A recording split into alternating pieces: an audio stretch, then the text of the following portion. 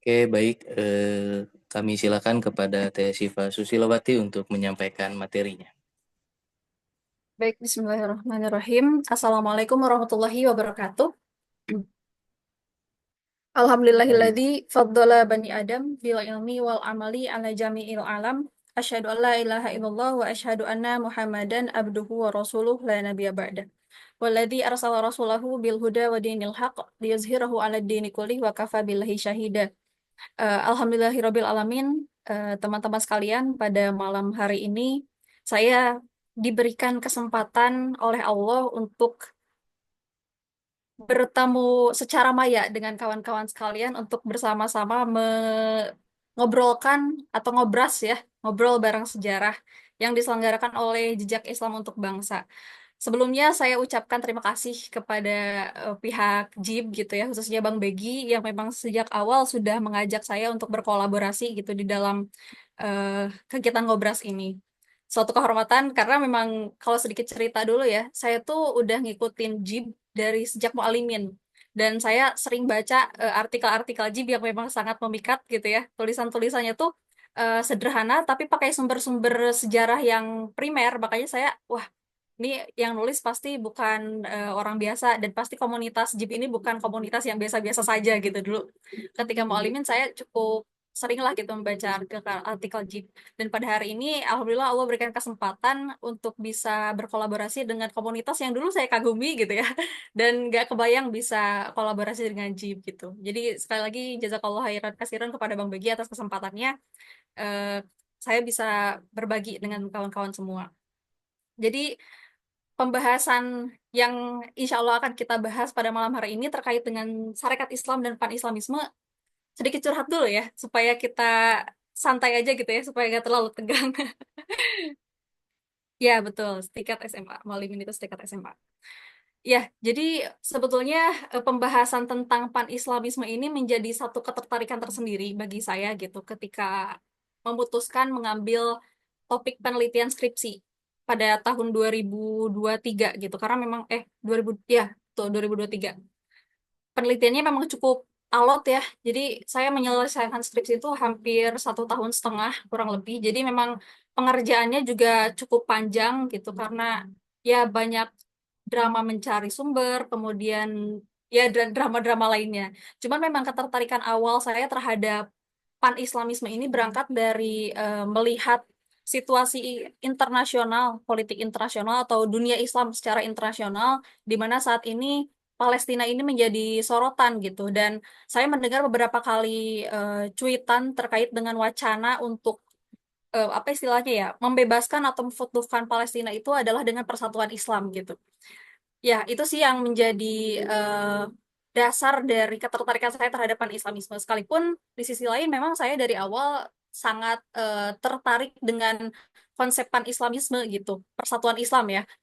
Tidak belum ke pan-Islamisme karena sebelumnya saya juga dari apa sebagai seorang alumnus dari Persatuan Islam cukup banyak bergelut dengan pembahasan-pembahasan politik hingga akhirnya bisa bertemu dengan topik pan-Islamisme ini gitu ketika kuliah gitu.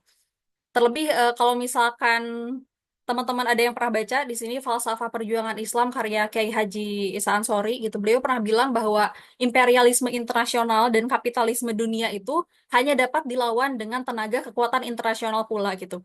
Nah, di dalam hal ini kan pan-Islamisme atau konsep persatuan Islam yang sempat beberapa apa ya sahut bersahutan gitu dianggap sebagai wacana atau dianggap sebagai solusi untuk memecahkan permasalahan Palestina ini memang cukup relate gitu karena kan pan-Islamisme ini menunjukkan satu entitas atau wujud dari sifat internasionalisme Islam gitu ya. Makanya ketika mendengar apa namanya ungkapan Isa Ansori, Kiai Haji Isa Ansori mengenai pentingnya melawan imperialisme internasional dan kapitalisme dunia dengan kekuatan internasional gitu, saya langsung oh iya ya mungkin barangkali gitu ya pan-Islamisme ini bisa menjadi satu solusi untuk membebaskan Palestina gitulah ceritanya gitu pada awal perbincangan saya atau diskusi saya dengan pan-Islamisme gitu. Nah, dan saya juga memang dari awal tertarik dengan syarikat Islam gitu dan sudah apa ya mengkaji syarikat Islam tuh udah cukup lama gitu. Makanya kedekatan saya dengan Pak Cokro Aminoto dan pemikiran-pemikirannya itu sudah cukup lekat gitu. Makanya didorong dengan segala alasan tadi gitu ya. Akhirnya saya memutuskan untuk mengambil topik syariat Islam dan pan-Islamisme gitu di dalam penelitian saya. Kayak gitu. Itu sedikit cerita lah ya. Dan alhamdulillah sumber-sumber yang akhirnya mendukung saya menyelesaikan skripsi kemarin gitu ya. Salah satunya dari, bukan salah satunya ya, banyak ya. Salah satunya dari Pusdok Tamadun dari Ustadz Hadi di Depok. Itu saya dapat sumber program Asas Tanjim yang memang diterbitkan pada tahun 31 gitu. Jadi itu sangat sangat membantu saya di dalam menyelesaikan puzzle-puzzle skripsi gitu ya, alhamdulillah. Dan banyak lagi lah sumber nanti yang barangkali saya akan coba tampilkan juga. Next, Kang Fahri.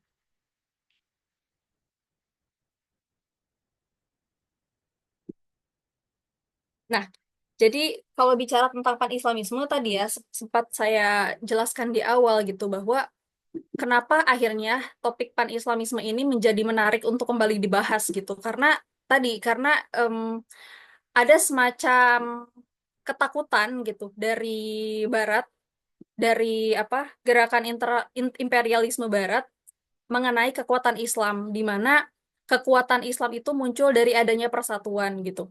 Nah, kalau kita melacak secara historis, pada awalnya konsep pan-Islamisme ini muncul pada abad ke-19, teman-teman. Munculnya pada sekitar tahun 1870-an sampai 1980-an. Di mana pan-Islamisme ini muncul sebagai ideologi dan gerakan yang menyerukan persatuan di dalam umat Islam untuk melawan hegemoni Barat dan gerakan Reconquista atau apa penaklukan kembali yang dilakukan oleh Barat gitu terhadap dunia Islam, khususnya wilayah-wilayah yang pada saat itu dikuasai oleh Kesultanan Utsmani.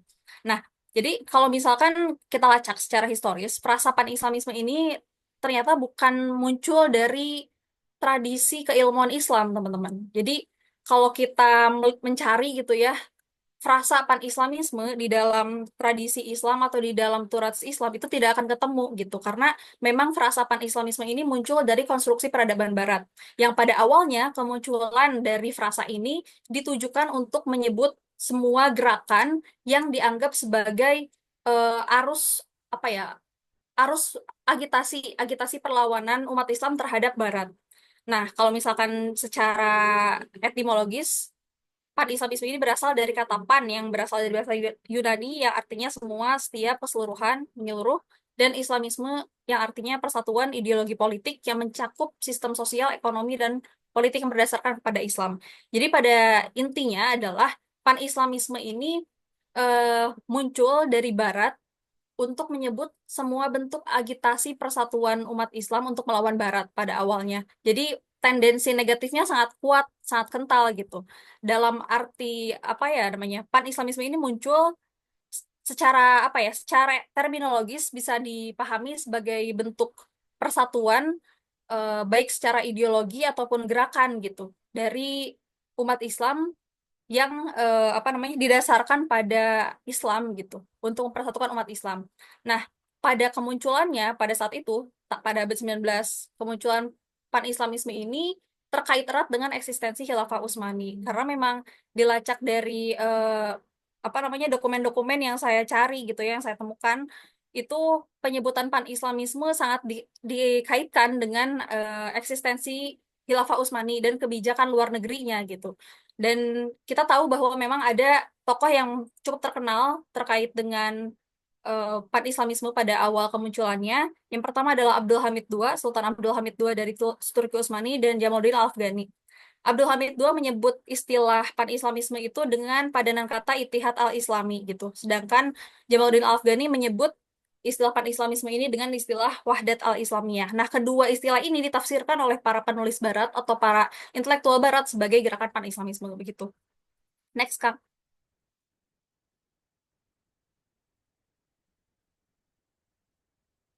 Nah, sehingga karena tadi ya, karena memang istilahnya awal dari kemunculan pan-Islamisme ini adalah dari konstruksi Barat gitu, bukan dari tradisi Islam.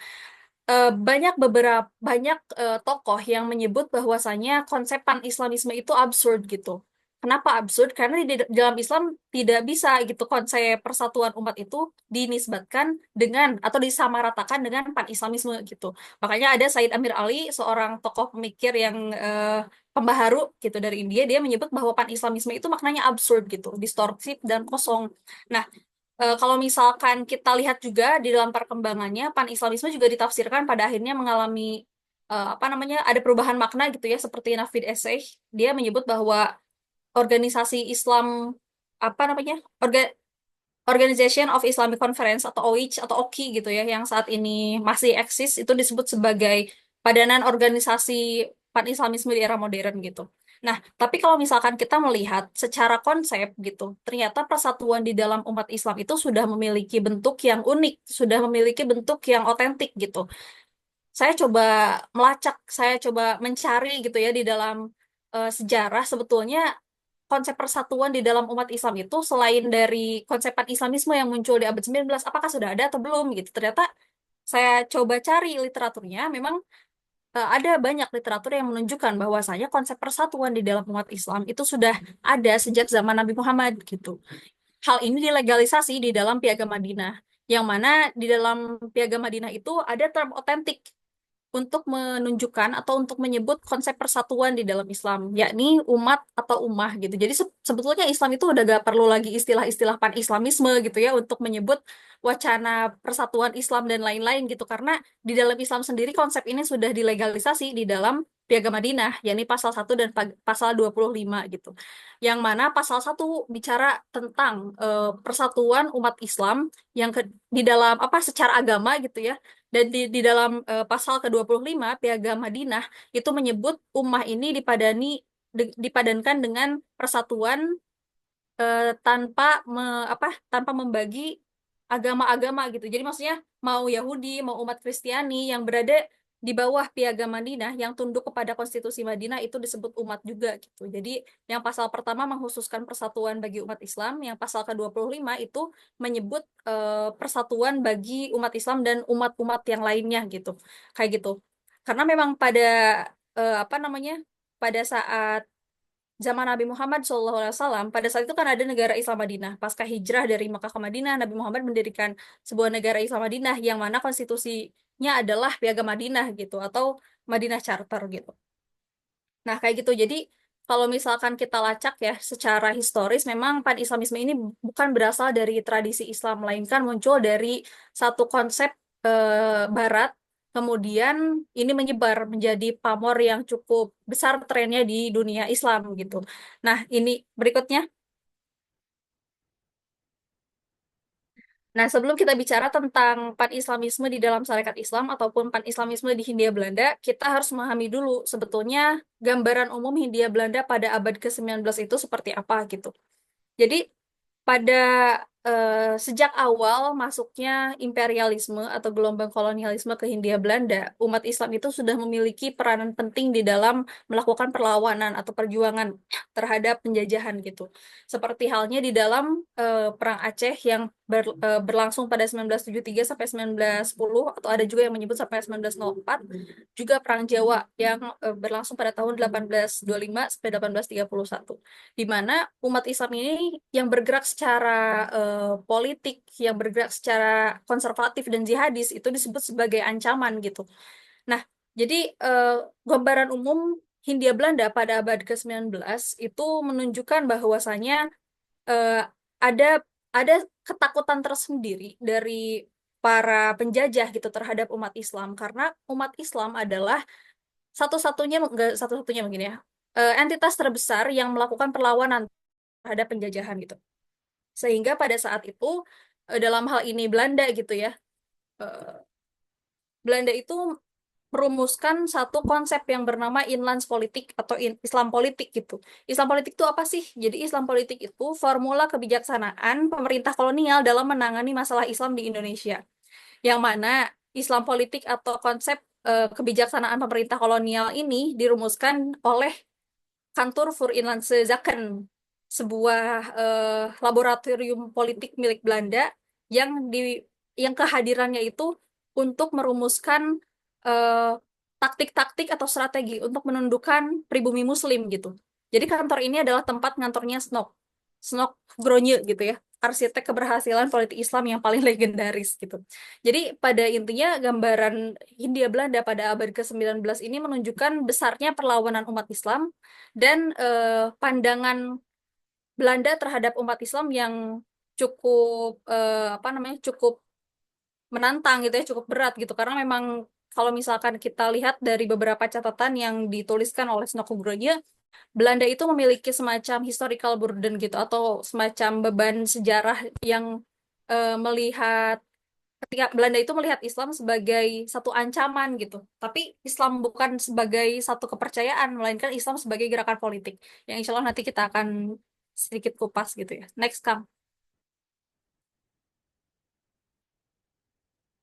Nah ini.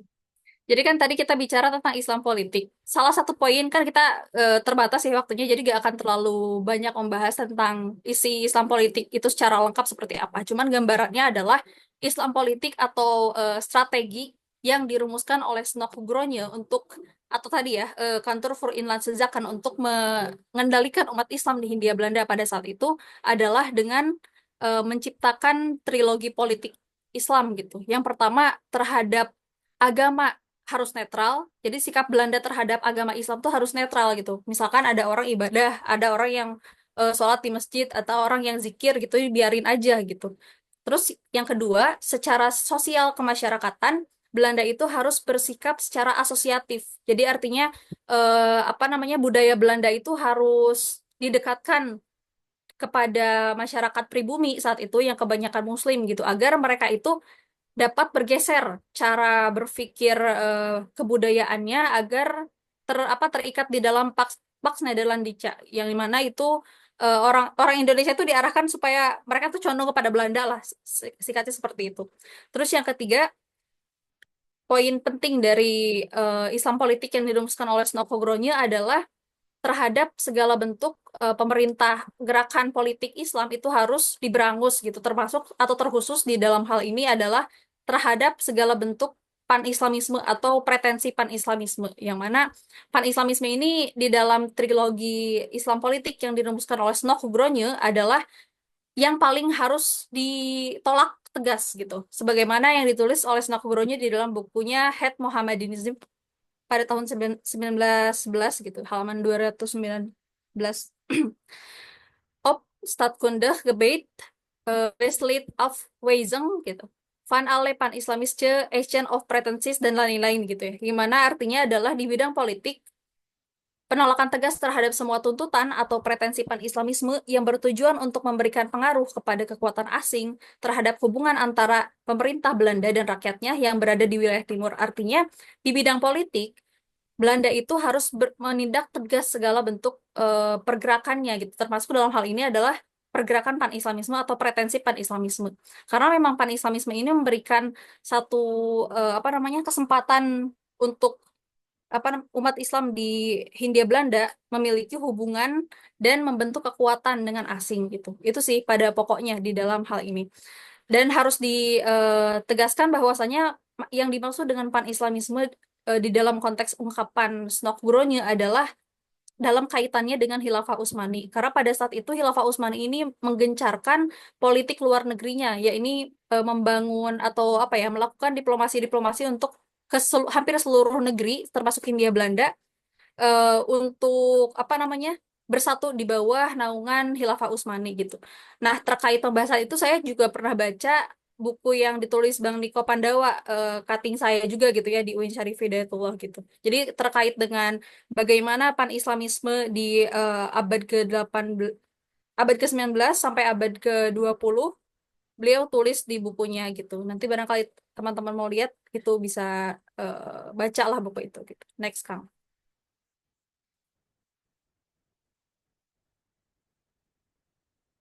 Ya, lanjut, Kang. Nah, ketika tadi kita tahu gitu ya bahwasanya kemunculan dari pan-Islamisme ini di dalam konteks Hindia Belanda dianggap sebagai ancaman yang cukup keras gitu ya, ancaman yang paling mengancam, ancaman yang paling mengancam ya. Jadi satu apa ya, satu bentuk konsep yang dianggap sangat mengancam bagi Belanda gitu ya. pada perkembangan berikutnya ternyata justru gitu ini ada semacam keunikan tersendiri gitu ya. Ternyata Sarekat Islam itu muncul sebagai organisasi pergerakan yang ada di Hindia Belanda yang intens mengambil frasa pan-Islamisme dalam perjuangannya. Saya awalnya kaget juga ya, maksudnya bukan kaget yang kepalang kaget sih, maksudnya pan-Islamisme di dalam Sarekat Islam ini bukan satu hal yang baru, cuman ketika saya meneliti lebih lanjut terkait dengan pan-Islamisme ini, ternyata Sarekat Islam itu sejak awal berdiri gitu sudah lekat dianggap sebagai gerakan pan-Islamisme gitu. Nanti akan coba kita urai gitu ya. Nah, jadi di tengah apa namanya? Di tengah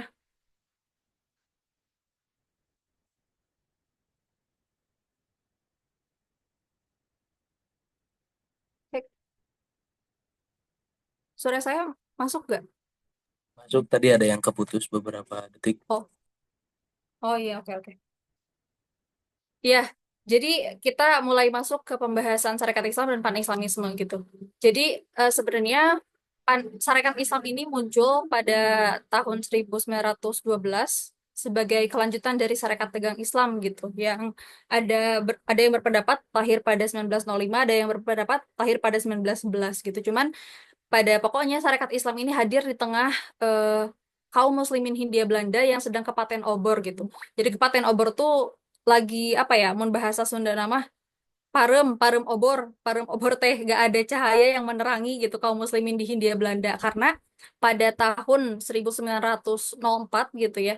Kalau saya baca gitu dari beberapa pendapat pada saat itu kan kesultanan terakhir yang ada di Hindia Belanda, maksudnya kesultanan terakhir itu yang eksistensi perlawanan terhadap Belandanya masih kuat gitu ya pada saat itu. Yang terakhir adalah Aceh, Kesultanan Aceh pada 1904.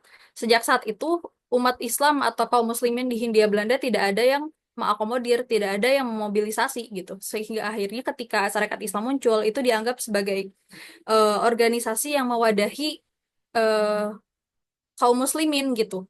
Jadi Sarekat Islam itu seolah-olah muncul atau hadir sebagai obor yang menerangi kaum muslimin yang pada saat itu tidak termobilisasi gitu.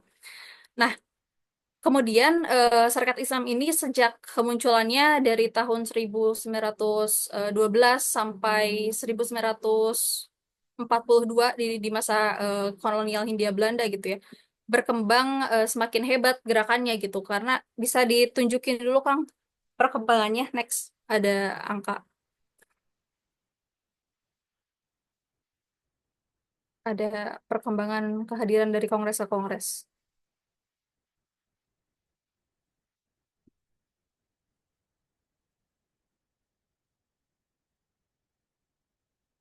Bisa di next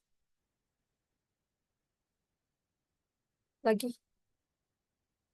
Nah, jadi pergerakan Sarekat Islam yang muncul pada 1912 pada saat itu sampai tahun 1919 berarti kurang lebih 7 tahun gitu ya. Itu perkembangannya sangat masif sekali gitu.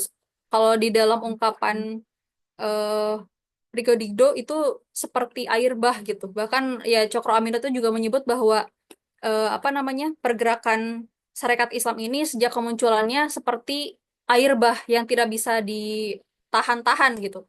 Pada puncaknya tahun 1919 kehadiran Sarekat Islam itu sudah berhasil sudah berhasil mengkader gitu ya 2.500.000 anggota yang terdiri dari 83 SI lokal gitu. Jadi itu salah satu eh, data gitu yang saya kutip dari Deliar Nur bahwasanya memang pergerakan Sarekat Islam ini bergerak masif sekali gitu pada saat itu sehingga ada yang menyebut juga bahwa Sarekat Islam adalah pelopor dari pergerakan politik eh, Indonesia gitu. Kembali lagi ke tabel yang tadi Kang, slide yang tadi sebelumnya itu lagi. Nah, kalau tadi kita di awal sudah kita ketahui bersama bahwa memang pan-Islamisme ini secara historis muncul kan dari konstruksi peradaban Barat gitu. Namun ada semacam keunikan tersendiri gitu di dalam konteks syariat Islam gitu karena pan-Islamisme menurut syariat Islam ini dibawa kepada arah yang lebih positif gitu. Di mana pan-Islamisme ini menurut SI itu berarti persatuan yang lebih luas dari apa ya tadi? Ya, jadi ada semacam proses kristalisasi makna pan-Islamisme menurut SI ke arah yang lebih positif. Kalau misalkan tadi kemunculannya itu bernadakan atau mengandung tendensi negatif gitu di dalam konteks syarikat Islam, em, pan-Islamisme ini dibawa ke arah atau ke dalam makna yang lebih positif, di mana SI mengatakan di dalam surat kabar Bendera Islam yang tertanggal 11 Desember 1924 itu menyebut bahwasanya pan-Islamisme di dalam SI itu tidak hanya apa bermakna persatuan secara ukhuwah Islamiyah ataupun persatuan yang yang kelihatan di dalam mata perikatan eh, apa istilahnya secara batiniah aja gitu, tapi melainkan persatuan di dalam bentuk sistem Islam baik secara sosial, politik, peradaban dan ekonomi. Kayak gitu. Jadi pan-Islamisme di dalam syarikat Islam itu bukan bukan lagi apa bertendensi atau merujuk pada pengertian barat gitu, melainkan syarikat Islam menafsirkan sendiri. Dalam hal ini Cokro Aminoto yang menulis surat kabar Bendera Islam ini mengartikan bahwa bahwasanya pan-Islamisme dalam syarikat Islam pan-Islamisme dalam syarikat Islam itu memiliki makna yang positif kayak gitu. Berikutnya, Kang. Iya, berikutnya. Lagi. Nah, ini beberapa sumber yang saya gunakan di dalam meneliti pan-Islamisme dan syarikat Islam. Next, Kang. Nah, kalau misalkan kita melacak gitu ya, em, sejarah pan-Islamisme dan syarikat Islam gitu ya. Sebetulnya sejak awal pendiriannya atau pembentukannya, syarikat Islam ini sudah disebut oleh advisor. Advisor itu penasihat ya tadi termasuk Sunan Gronyo dan kawan-kawan dari kantor For Inland Sezakan. Em, Mereka menulis di dalam satu dokumen yang paling rahasia itu ada dokumennya di dokumen yang saya dapatkan dari Delper dulu. Jadi ada judul dokumennya Bescheiden van den Syarikat Islam gitu, Vereniging van Syarikat Islam gitu. Jadi di dokumen itu orang-orang Belanda atau para penasihat Belanda itu menyebut bahwasanya SI ini adalah apa digadang-gadang gitu, diduga gitu ya. Mereka itu bergerak memiliki ideologi pan-Islamis gitu. Namun mereka bilang gitu bahwasanya SI ini masih bergerak pan-Islamisme SI ini hanya bercorak sosial dan belum bersifat politik kayak gitu. Jadi kalau misalkan kita melacak akar atau keterkaitan antara pan-Islamisme dan syarikat Islam, itu sejak awal dugaan-dugaan terkait dengan keterkaitan pan-Islamisme dalam syarikat Islam itu sudah muncul sejak tahun 1913 gitu. Em, nah itu ada di dalam dokumen yang secara otentik ditulis oleh para eh, penasihat Belanda gitu, Advisor for Inlandszaken gitu. Nah, kenapa mereka bisa sampai menyebut bahwa syarikat Islam ini sudah bergerak atau sudah memiliki ideologi pan-Islamis gitu? Karena di dalam kongres-kongres SI gitu ya, pada saat itu SI sudah menggunakan kalimat-kalimat atau ungkapan-ungkapan yang mengandung spirit persatuan umat. Sekalipun pada saat itu syarikat Islam gitu ya ketika tahun 1912 belum mengidentifikasi dirinya sebagai gerakan pan-Islamisme gitu ataupun mengusung istilah khilafah secara literlek dalam bagian pergerakannya. Karena memang kalau kita lacak sejak secara historis gitu ya kemunculan dari pan-Islamisme ini kan terkait dengan khilafah. Namun pada saat itu 1912 SI belum mengidentifikasi pan-Islamisme di dalam gerakannya. Itu baru istilah sebutan dari Belanda aja gitu, yang menduga bahwa SI ini adalah gerakan yang memiliki ideologi pan-Islamis gitu. Jadi SI sendiri belum mengidentifikasi dirinya sebagai gerakan pan-Islamisme atau mengusung khilafah secara literlek gitu. Nah, pada periode ini SI itu bergerak secara hati-hati di dalam pusaran hegemoni kolonial Belanda. Dan memang sikap politik SI pada saat itu masih sangat kooperatif gitu. Dibuktikan dengan masuknya SI ke dalam Volksraad. Jadi Volksraad itu adalah semacam DPR kalau hari ini kali ya. Kumpulan perwakilan orang pribumi dan Belanda dan penduduk pribumi lainnya pada saat itu supaya mereka itu penduduk pribumi bisa menyatakan atau menyuarakan keresahannya. Ya, semacam DPR hari ini gitu. Tapi mereka dibentuk Volksraad ini dibentuk oleh Belanda gitu. Nah, jadi pada saat itu SI sangat kooperatif gitu. Mereka masuk ke dalam Volksraad, namun berakhir pada 1924.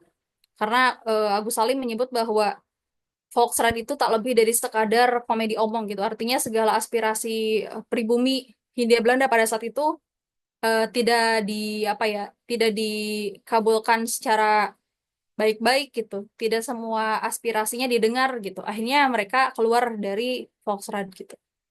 Nah, itu periode 1912 sampai 1922.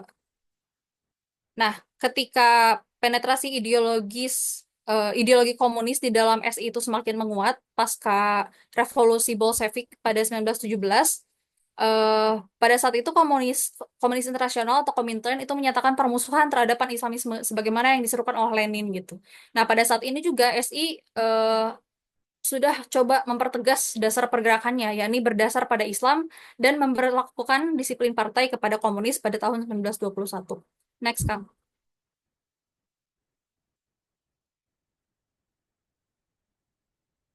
Nah, ini salah satu cuplikan pidato di dalam Kongres SI pertama pada tahun 1913 yang saya duga memang kenapa akhirnya Belanda menganggap SI sebagai gerakan yang cenderung pada pan-Islamis gitu. Barangkali memang dari isi-isi pidato di dalam kongresnya gitu. Di dalam pidato kongres ini disebutkan bahwa kongres adalah satu daripada tanda-tanda bukti pembangkitan hati rakyat Indonesia yang dipandang oleh orang sebagai seperempat manusia. Apabila suatu rakyat sudah bangun dari tidurnya, tidaklah ada sesuatunya yang dapat menghalangi pergerakannya. Bahwa kelahiran SI semata-mata karena kodrat iradat Allah Ta'ala belaka. Bahwa umat Islam harus bersatu dalam ikatan agamanya. Bahwa perhimpunan SI sebagai air yang mengalir pada mula, tapi tidak lama diantaranya menjadi air banjir yang amat derasnya.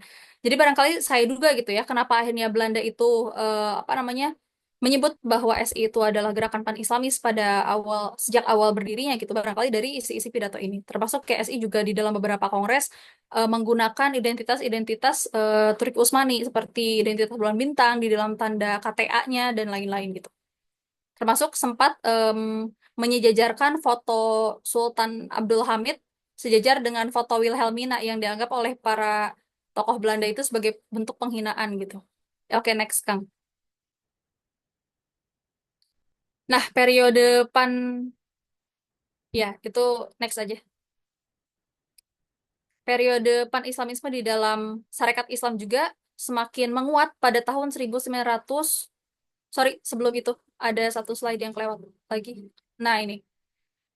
Nah, periode kedua dari persentuhan pan-Islamisme dan Sarekat Islam ini ialah pada tahun 1922 sampai 1924 sampai 1927.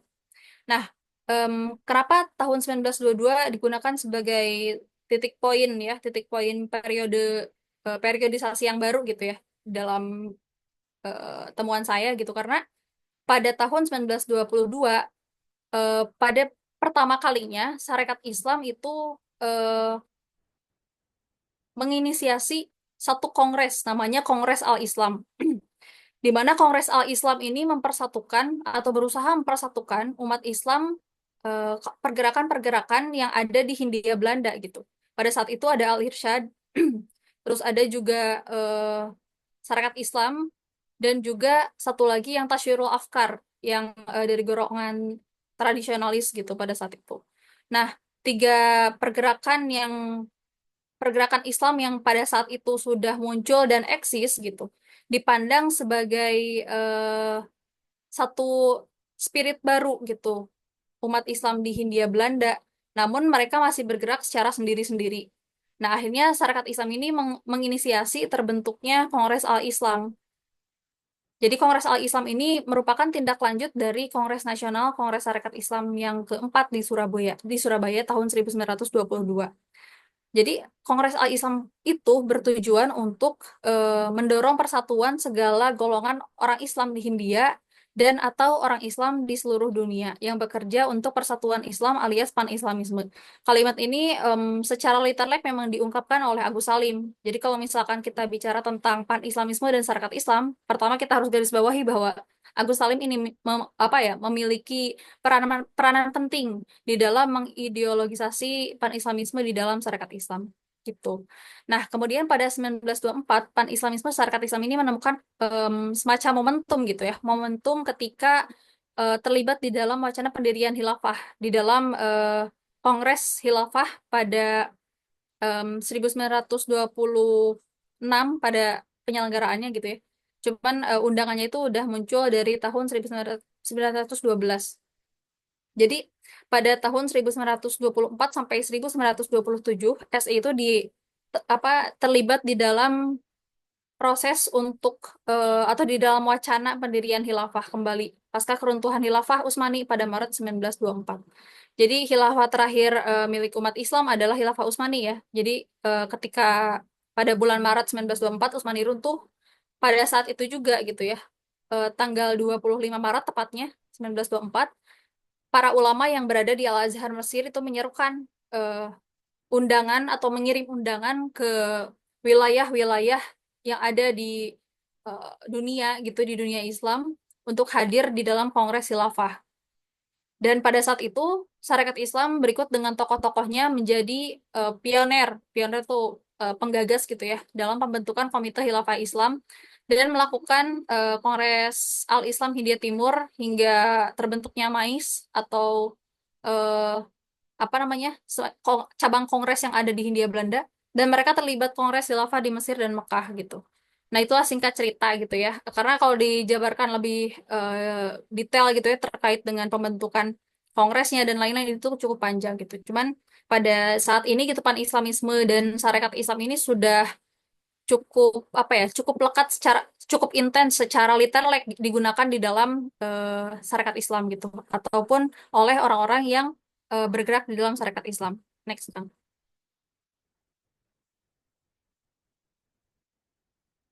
Nah, pada tahun 1930, jadi eh, Kongres Khilafah atau Kongres yang membicarakan tentang kebangkitan Khilafah, baik di Mesir ataupun Mekah, yang diinisiasi oleh Ibnu Saud, itu gagal gitu untuk membangun Khilafah Islam. Kegagalannya pada tahun 1927 ditandai dengan tahun 1927. Karena memang pada saat itu kongres yang membicarakan soal khilafah itu tidak dilanjutkan gitu. Nah, em, para peneliti seperti Martin van Brinsen ataupun Hari J. Benda, mereka menganggap bahwasanya perjuangan pan-Islamisme di dalam Sarekat Islam itu sudah selesai pada tahun 1927 dan 1929. Namun, saya menemukan sumber yang mendukung untuk mematahkan argumen kedua peneliti tersebut gitu. Ternyata Sarekat Islam atau komitmen Sarekat Islam terhadap pan-Islamisme itu tidak berhenti di tahun 1927. Jadi ketika em, para tokoh Sarekat Islam ataupun Sarekat Islam di dalam apa gagal di dalam membangkitkan kembali Khilafah Islam gitu melalui kongres yang diselenggarakan di Mesir maupun Mekah gitu ya.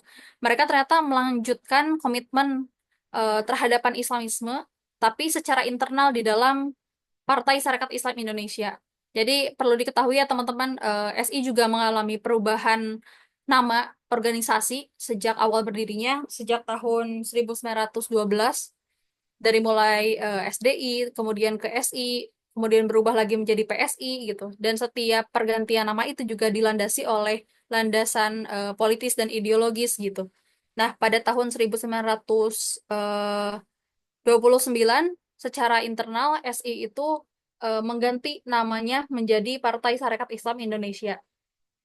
Nah, pada tahun 1930, SI menyelenggarakan Kongres Nasional di Yogyakarta, yang mana keputusan pentingnya pada saat ini yang terkait dengan pan-Islamisme gitu ya, SI itu memutuskan sikap hijrah sebagai sikap resmi politik partai dan menetapkan program asas dan program tandim sebagai pedoman pergerakan partai, yang mana di dalam program asas dan program tandim ini, poin pertama dari apa program asas itu diubah yang pada awalnya membicarakan soal apa ya saya lupa. Kalau nggak salah tentang nasionalisme. Cuman diubahnya tuh jadi poin persatuan dalam umat Islam itu jadi poin pertama dan national free hate itu jadi poin kedua gitu. Nah, menurut Chiara Formici, salah satu peneliti yang memang concern meneliti tentang ideologi pergerakan syarikat Islam ataupun sejarah Islam, sejarah pergerakan Islam di Asia Tenggara, dia bilang bahwa pada tahun 1930 Partai Sarekat Islam ini memang menetapkan eh, atau memutuskan pan-Islamisme sebagai bagian dari pergerakan partainya gitu. Jadi ini tadi ya secara tidak langsung mematahkan argumen dari Harry J. Benda dan Martin van Brinsen bahwa yang menyebut bahwa SI itu pada tahun 1927 atau pasca Kongres Khilafah gitu ya, pasca gagalnya menggelar atau membangun kembali Khilafah Islam, itu mereka dianggap berhenti padahal enggak gitu. Karena memang di dalam eh, secara internal PSI itu menindaklanjuti em, semangat atau spirit pan-Islamisme di dalam partai. Sekalipun di dalam hal ini Sarekat Islam itu membentuk diskursus baru gitu. Jadi pada tahun 1924 sampai 1927 mereka itu sangat getol atau menyuarakan apa khilafah di dalam perjuangan pan-Islamismenya gitu. Namun pada tahun 1930 gitu ketika mereka itu sudah menetapkan sikap hijrah di dalam sikap sebagai sikap resmi politik dan menetapkan program Asas Tandim sebagai pedoman pergerakan partai, diskursus baru dari pan-Islamisme SI ini mulai diwujudkan. Jadi SI tidak serta-merta menjadikan apa namanya pan-Islamisme sebagai tujuan yang jangka pendek gitu.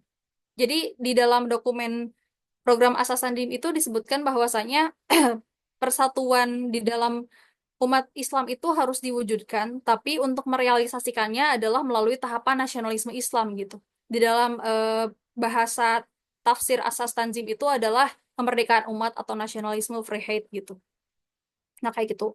Nah, pada tahun 1930 sampai 1934, apa yang menjadi dasar dari pergerakan Sarekat Islam itu masih tetap dilanjutkan, baik sikap hijrah ataupun apa namanya program Asas Tandim gitu. Namun pasca Cokro Aminoto wafat sebagai satu eh, pengemudi handal dari Sarekat Islam gitu ya, partai itu mengalami turbulensi kepemimpinan gitu. Karena secara eksternal, Gubernur Hindia Belanda itu melancarkan praktik konservatif untuk merintangi pergerakan politik di Hindia Belanda. Ada apa namanya aturan-aturan yang kembali diberlakukan oleh Belanda untuk melarang para pribumi itu untuk berpolitik atau mencampuri urusan politik. Yang mana pada tahun 1935 mulai 1934-35 mulai ada perdebatan mengenai penting atau tidaknya sikap hijrah dan penting atau tidaknya mempertahankan konstitusi partai ya ini program asas dan tandim gitu.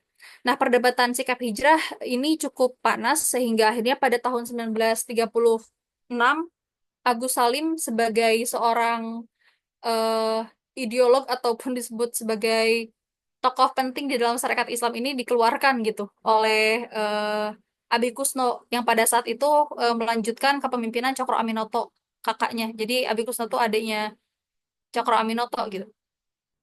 Nah, untuk mempertahankan hijrah, Kongres itu meminta SM Kartosoewirjo yang pada saat itu sebagai Vice Presiden PSII menyusun brosur sikap hijrah pada September 1936 dan kemudian menyusun daftar usaha hijrah pada 1938 yang diterbitkan pada tahun 1940. Em, Singkatnya gini, kenapa akhirnya sikap hijrah ini berapa ya istilahnya? Tumpang tindih bukan tumpang tindih ya, beriringan dengan ideologi pan-Islamisme di dalam syarikat Islam karena poin penting dari sikap hijrah dari dokumen yang ditulis oleh eh, SM Kartosoewirjo, sikap hijrah itu bermuatan atau bermakna untuk atau bertujuan untuk membentuk satu tatanan dunia Islam yang baru gitu. Dan ya nanti kita coba kaji lebih lanjut kalau misalkan ada yang masih bingung dengan sikap hijrah gitu ya. Kita spill aja dulu dikit-dikit gitu. Nah, hingga pada akhirnya orang-orang yang mempertahankan sikap hijrah ini pada saat itu ketika Agus Salim dikeluarkan dari PSI tahun 1936, sikap hijrah itu dipertahankan oleh Abi Kusno dan jajarannya gitu. Jadi Agus Salim sebagai senior PSII yang memiliki peranan penting di dalam membangun SI dari awal itu dikeluarkan gitu dan membentuk BPPSII. Dan pada saat itu ternyata Abi Kusno tidak tahan dengan sikap hijrah. Jadi tidak kuat mempertahankan sikap hijrah. Akhirnya Abi Kusno juga mulai hengkang dari sikap hijrah dan menuju membawa PSII ke arah yang kooperatif dan bergabung dengan GAPI. Ya, berikutnya Kang.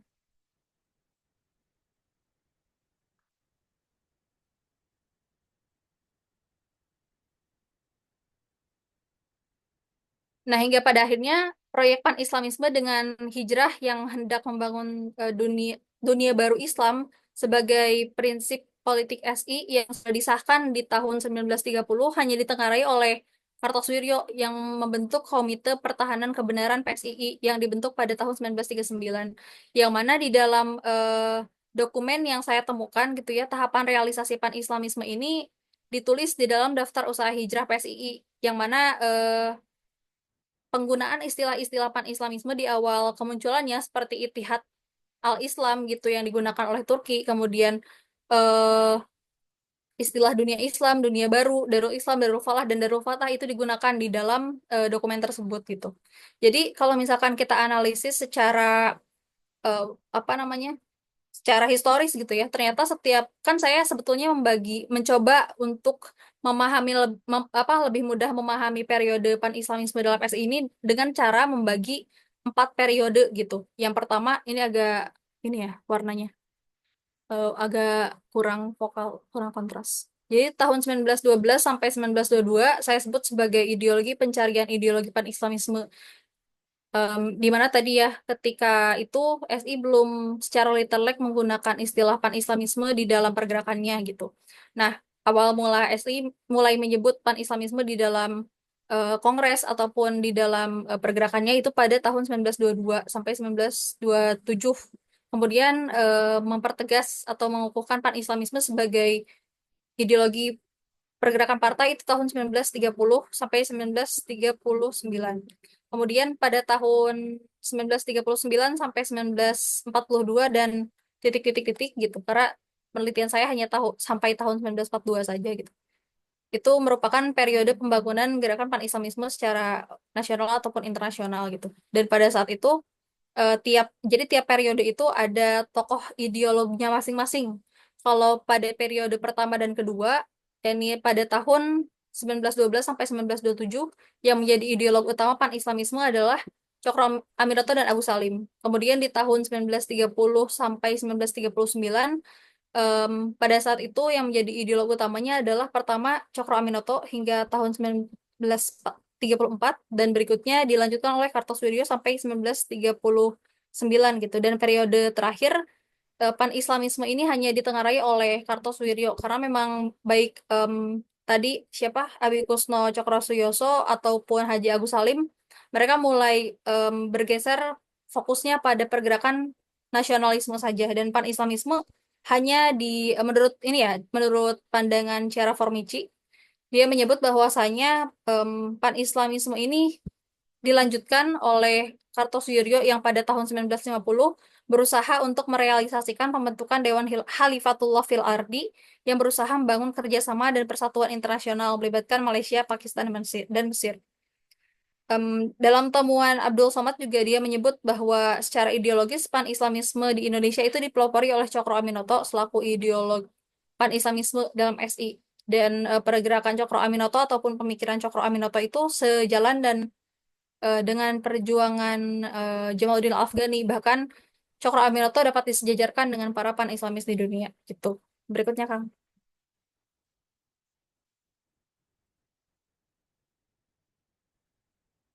Ya, lagi. Itu beberapa kutipan sumber primer yang saya pakai.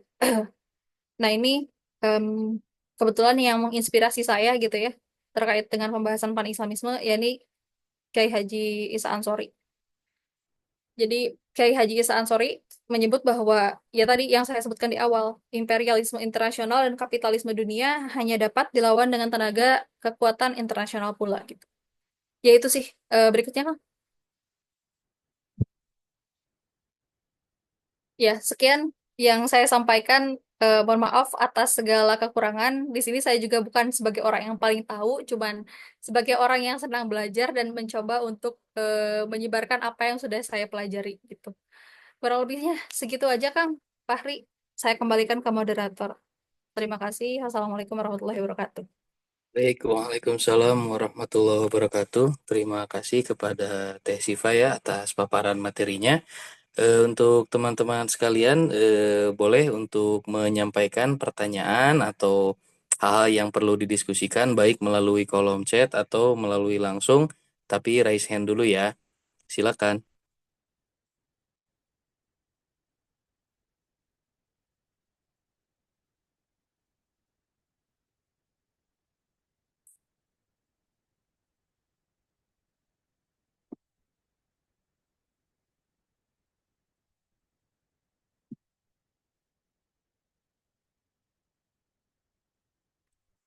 Nah, ini ada pertanyaan ya, Teh. Kita jawab langsung aja ya. Ya, boleh, Kang. Sebentar. Oh, di kolom komentar ya? Iya, itu di kolom komentar tuh, yang produk pan Islamisme. Oh iya.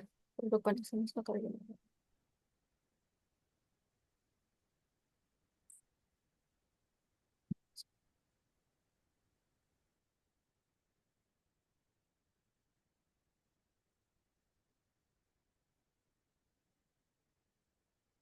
Oh iya, oke. Nangkap. Ya, sebelumnya izin menjawab, Bang Irfan Fitro Turrohman. Ini juga jadi pertanyaan ketika saya diuji oleh para penguji di ruang sidang pada saat itu. Jadi bahkan di apa diminta sebagai bagian dari revisi skripsi gitu. Cuman karena memang pada saat itu waktunya terbatas untuk bisa menjawab pertanyaan cukup apa yang memerlukan jawaban yang cukup panjang. Jadi saya belum sempat meneliti lebih jauh sejujurnya terkait dengan bagaimana tepatnya gitu ya atau konkretnya sentimen pan-Islamisme ini masuk ke dalam syariat Islam gitu. Kalau misalkan secara garis besar masuknya pan-Islamisme ke dalam Hindia Belanda gitu ya secara umum itu dibawa oleh para kaum Jawi. Jadi orang-orang yang yang bermukim di Mekah pada saat itu lalu berpulang ke Hindia Belanda dengan membawa ide-ide Islamis gitu. Secara umum dari situ. Tapi kalau misalkan kita lacak secara konkret terkait dengan masuknya sentimen pan-Islamisme di dalam SI gitu. Ini masih jadi pertanyaan juga gitu karena saya harus melakukan penelitian lebih lanjut terkait ini gitu dan saya belum bisa menjawab secara total gitu ya, secara maksimal terkait ini. Namun saya kira masuknya pan-Islamisme ke dalam SI ini ketika saya diuji oleh penguji pada saat itu em, paling pokok itu masuknya dibawa oleh Agus Salim gitu. Karena kan sebetulnya yang paling mahir berbahasa Arab di dalam syarikat Islam pada tahun 1912 sampai 1920-an itu hanya Agus Salim gitu. Apa penguji saya gitu ya, Prof Jajang bilang seperti itu. Jadi saya kira yang membawa ide-ide pan-Islamisme ke dalam syariat Islam pada awalnya adalah melalui Agus Salim, melalui surat kabar berbahasa Arab yang dibawa oleh para kaum pelajar dari Mesir ataupun dari Mekah gitu, baik kaum Jawi ataupun para pelajar yang belajar di Mesir gitu. Em, ya, saya kira itu sih. Semoga menjadi pemantik dan ini juga jadi pertanyaan yang harus saya kaji ulang dan saya telusuri lebih jauh gitu. Bagaimana pertemuan intelektual pan-Islamisme ini langsung menjadi satu eh, prinsip di dalam partai. Karena ini pertanyaan yang penting untuk dijawab gitu. Ini semoga bisa saya jawab di kemudian hari gitu. Barangkali ada di sini ada senior saya, ada Bang Begi, nanti bakal bisa memberikan pandangan, silakan gitu. Gitu. Oke, baik, terima kasih. Lanjut saja ya ke Mm-mm. pertanyaan berikutnya, Teh. Ya. Tentang SI hari ini apakah apa eksistensi harokahnya masih ada? Lalu bagaimana Hmm. komitmennya? Katanya. Oke, oke. Jadi kalau misalkan ditanya apakah SI hari ini masih ada, sebetulnya secara organisasi nama Syarikat Islam itu ada gitu. Cuman memang kalau kita bicara tentang apa ya, cara pandang ideologis ataupun gerak politis gitu ya dari SI dulu dan sekarang itu tentu sudah berbeda gitu. Karena tadi saja kan di tahun 1936, kemudian di tahun 1939 itu sudah mulai banyak istilahnya perpecahan lah di dalam SI gitu. Jadi kalau misalkan ditanya memang ada, nanti bisa ditelusuri. Kalau tidak salah terakhir itu yang jadi ketua Syarikat Islam tuh siapa sih? Anggota DPR, saya lupa namanya. Aktivis HMI, barangkali ada yang kenal siapa ya? Dari H namanya, saya lupa. Jadi kalau Hamdan misalkan secara Zulfa. iya iya betul Hamdan Zulfa. Hamdan Zulfa. Saya baca terakhir itu sih ketuanya. Jadi kalau misalkan secara keorganisasian memang nama Syarikat Islam itu ada. Namun terkait dengan kesamaan prinsip ideologis atau pergerakan politis apakah sama dengan masa awal kemunculannya, tentu itu sudah berbeda. Gitu. Oke, baik, silakan selanjutnya teh. Ya, Iya, ini tanggapan saja ya. Oke. Nah ini. nah, apakah pan-nasionalisme adalah bagian dari upaya penjajah menghadang pan-islamisme? Oh iya, oke. Ya, ini menarik sih. Jadi memang apa kalau kita coba urai gitu lebih jauh, apakah panasionalisme? Maksudnya nasionalisme kali ya, bukan panasionalisme atau gimana nih maksudnya?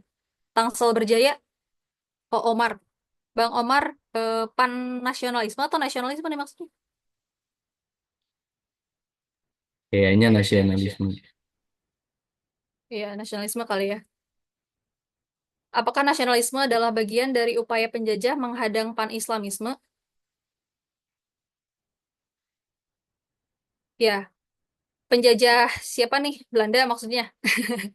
Kalau misalkan sejauh penelusuran saya gitu ya, sebetulnya tidak ada dokumen yang bisa menunjukkan secara literally bahwasanya nasionalisme itu adalah bentuk apa namanya satu atau satu ide yang digencarkan untuk menghadang pan-Islamisme. Jadi secara dokumen saya belum pernah menemukan itu gitu. Cuman kalau misalkan secara apa namanya analisis ideologis ataupun analisis historis gitu ya, em, memang ada beberapa pendapat yang menyebut bahwa nasionalisme itu adalah bagian untuk em, menghadang persatuan umat Islam. Yang mana kan Islam itu sebetulnya secara apa ya tidak tidak memiliki atau tidak mengenal konsep pemisahan secara wilayah gitu. Tidak ada nasionalisme di dalam Islam gitu.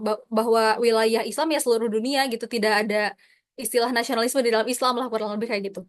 Tapi kalau misalkan kita bicara dalam konteks Hindia Belanda, em, saya belum berani untuk menyebutkan bahwa nasionalisme adalah bagian dari penjajah, bagian dari upaya penjajah untuk menghadang pan-Islamisme gitu. Karena di dalam konteks syarikat Islam, justru nasionalisme ini menjadi satu tumpuan yang coba dibentuk sebagai diskursus baru untuk merealisasikan pan-Islamisme gitu. Makanya tadi saya sebutkan di dokumen tafsir Asas dan Tanzim itu em, tahapan dari merealisasikan pan-Islamisme adalah dengan cara merealisasikan terlebih dahulu nasionalisme Islam. Jadi di dalam konteks syarikat Islam saya tidak menemukan itu sih gitu. Gitu, Kang Omar. Berikutnya, Ya, silakan dilanjutkan. jika bicara pan-Islamisme.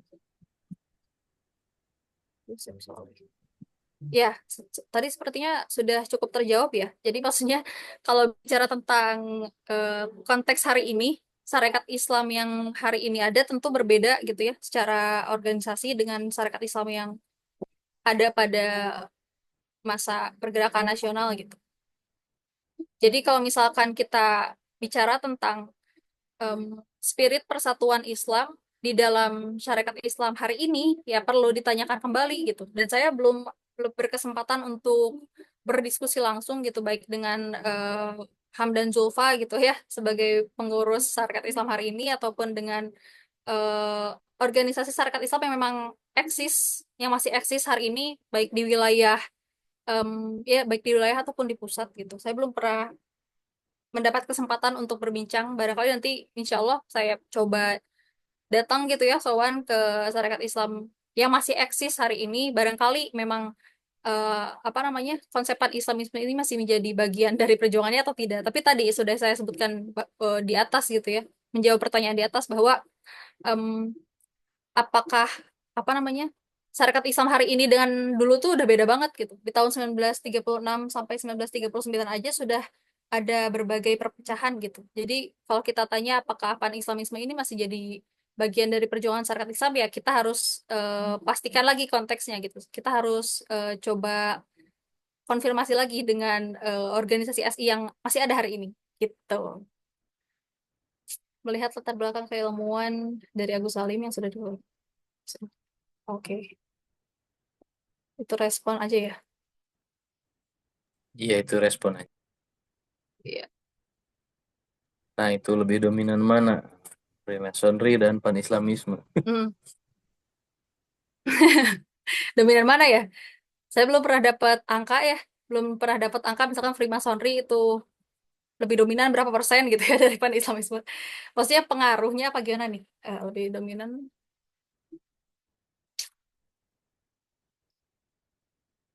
Ya, oke. Di skip dulu aja ya, Kang Hairul. Ada saya coba untuk memahami dulu nih. Ya, silakan di Berikutnya. yang lain dulu. Heeh. Lain itu adalah ya, betul.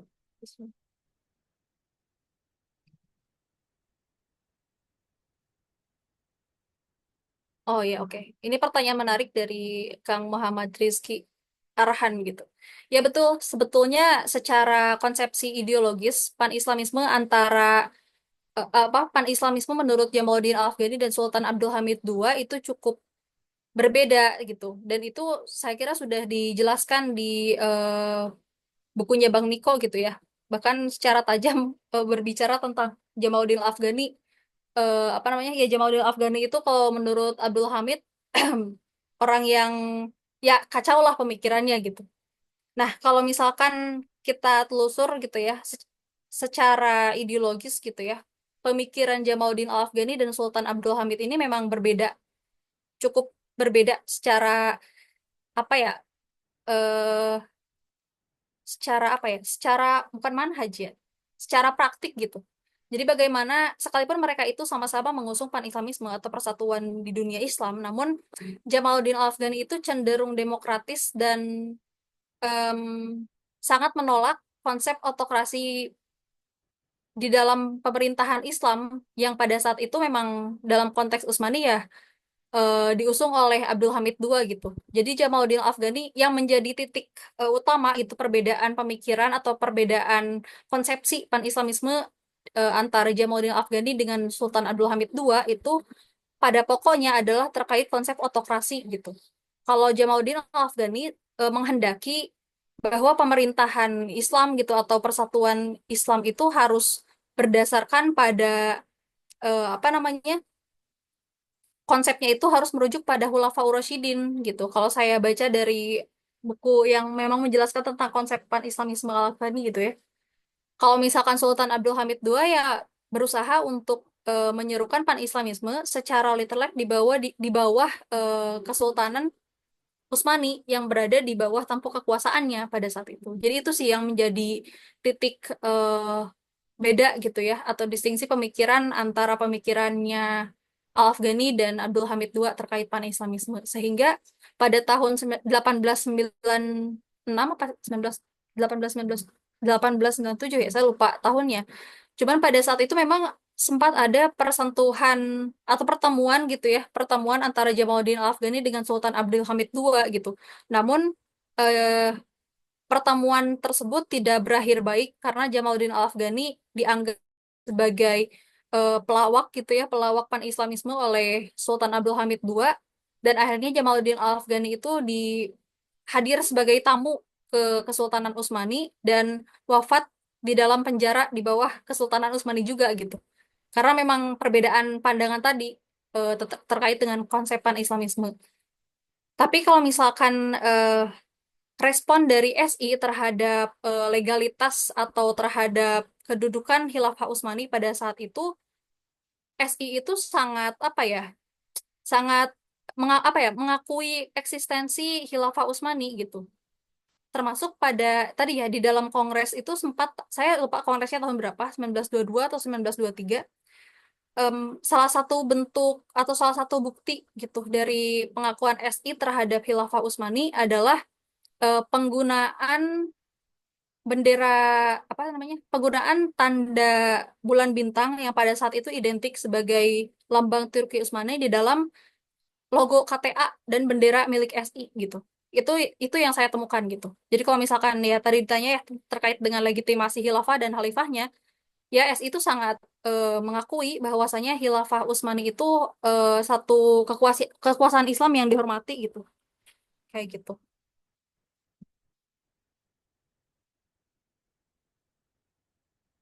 Ya, sedikit tambahan untuk menjawab pertanyaan dari Kang Rizky, Muhammad Rizky Arhan. Di dokumen surat kabar Hindia Baru juga, Cokro Aminoto bahkan sampai menyebut bahwa apa namanya, ketika Khilafah Utsmani runtuh gitu ya, Cokro Aminoto sampai menyebut bahwa umat Islam tanpa khalifah itu seperti badan tak berkepala gitu. Jadi maksudnya kalau secara konsepsi gitu ya, apakah SI itu memandang legitimasi Khilafah Utsmani pada saat itu, maksudnya memandang Utsmani sebagai satu kepemimpinan yang sah atau tidak, itu sangat mengakui. Dan terlebih ketika runtuhnya Utsmani juga apa namanya, orientasi atau prinsip SI atau kedudukan SI memandang khilafah itu cukup jelas juga gitu. SI memandang bahwa kekhalifahan itu harus ada gitu pada saat itu. Bahkan sampai menyebut yaitu umat Islam tanpa khalifah itu seperti badan tak berkepala gitu. Itu ada di dokumen Hindia Baru tahun 1926. Saya lupa bulannya. Cuma nanti kalau misalkan pengen lihat gitu ya lengkapnya, insya Allah nanti saya coba terbitkan juga gitu hasil tulisannya supaya bisa menangkap makna lebih jelas gitu dari sumber aslinya kayak gitu. Ini tanggapan aja.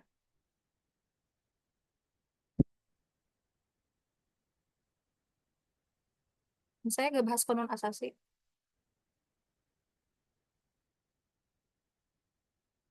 Ada lagi pertanyaannya kan, Kang Fahri? Itu ada.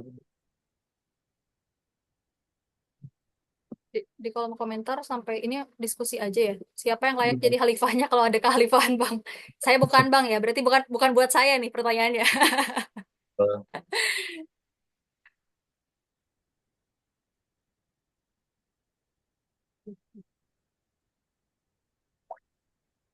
Oke, sepertinya tidak ada lagi ya.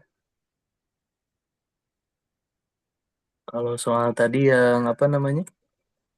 Ini ada nih. Gimana hubungannya dengan Syarikat Dagang Islam? Ya, Syarikat Dagang Islam itu bentuk awal dari Syarikat Islam gitu. Jadi kalau Syarikat Islam itu kelanjutan dari Syarikat Dagang Islam. Sederhananya, Syarikat Islam itu, kalau Syarikat Dagang Islam itu muncul sebagai bentuk keresahan gitu para intelektual dan pengusaha pribumi dan kaum santri pada saat itu terhadap apa, kondisi kaum muslimin yang memang tertindas secara ekonomi gitu dan belum ada yang bisa mempersatukan gitu. Sehingga akhirnya Syarikat Dagang Islam dibentuk untuk pertama mewadahi kaum muslimin untuk melakukan perlawanan secara ekonomi gitu. Nah, pada perkembangannya Syarikat Dagang Islam ini berubah menjadi Syarikat Islam. Syarikat Islam ini metamorfosis dari Syarikat Dagang Islam gitu. Kayak gitu.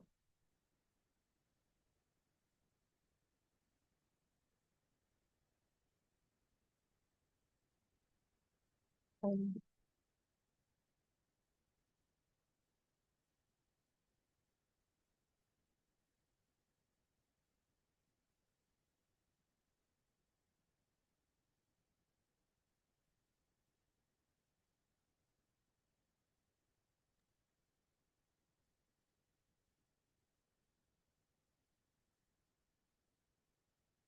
Oke, baik. Apa ini masih ada ya? Sebentar. Oh, Fadil Jaidi. Fadil Jaidi anaknya Pak Mu kan? Dia tanya juga nih di kolom komentar.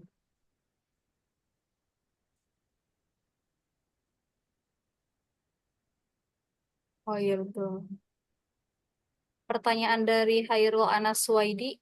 Ini ada Bang Rizky Lesus katanya ini bisa baca buku dari kata menjadi senjata. Ya ini buku bagus juga terkait dengan komunisme di Indonesia.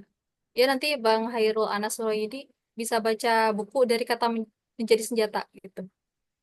Supaya kita on point bahas pan-Islamisme aja gitu hari ini. Ya, baik karena apa namanya? eh, karena waktu juga dan memang beberapa pertanyaan ada yang cukup di luar konteks bahasan sekarang, jadi mudah-mudahan bisa dijawab di pertemuan yang lain ya, insya Allah. Ya. Baik, untuk itu Teh Siva, berarti sesi pada malam hari ini akan kita akhiri.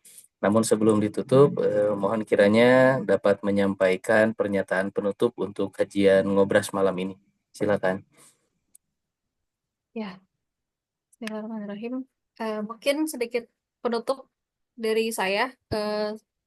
Semoga apa yang menjadi pembahasan pada malam hari ini menjadi stimulus gitu. Artinya, saya harap teman-teman juga tidak merasa cukup ketika mendapatkan materi hari ini, bisa mencari tahu lebih lanjut gitu dengan membaca sumber-sumber dan literatur-literatur yang memang mendukung untuk teman-teman mengetahui lebih lanjut bagaimana pan-Islamisme dan syarikat Islam.